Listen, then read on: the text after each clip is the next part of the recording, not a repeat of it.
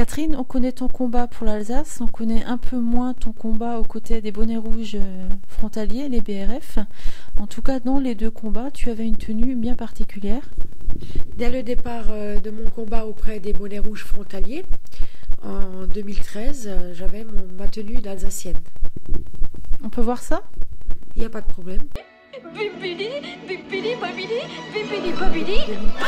J'ai commencé à mettre le costume alsacien pour militer aux côtés des BRF pour le combat du libre choix des travailleurs frontaliers pour leur assurance, leur droit d'option. Donc je sentais déjà venir le bouchon de la part du gouvernement. On commence à taxer les frontaliers, puis on détruit une région. C'est de là que j'ai décidé, depuis ce jour-là, de porter le costume alsacien, de me promener avec ma banderole. Hollande ne prend pas les cigognes pour des pigeons.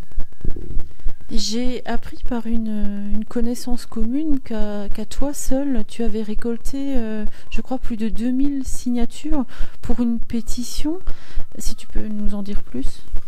Oui, donc nous étions plusieurs individus, plusieurs frontaliers, bénévoles, et nous avons pris l'initiative de récolter en travers les frontaliers par diverses actions à la douane le matin ou en soirée, des pétitions qu'avait émis M.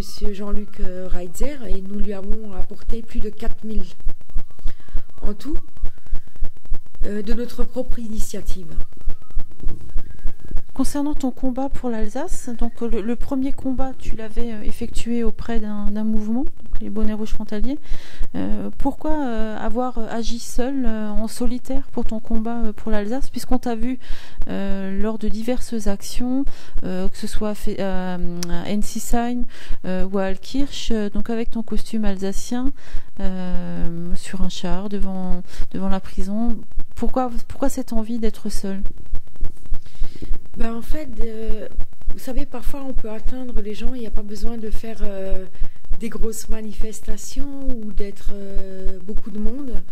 C'est l'action en elle-même, avoir le courage de faire devant les bâtiments de l'État. On peut plus marquer les esprits en faisant des actions toutes seules, mais très fortes, qu'en étant 5, 10, 15 000 personnes. Et c'est ce que je voulais, marquer les esprits et faire passer un message à notre gouvernement de la part, bien sûr, du peuple alsacien.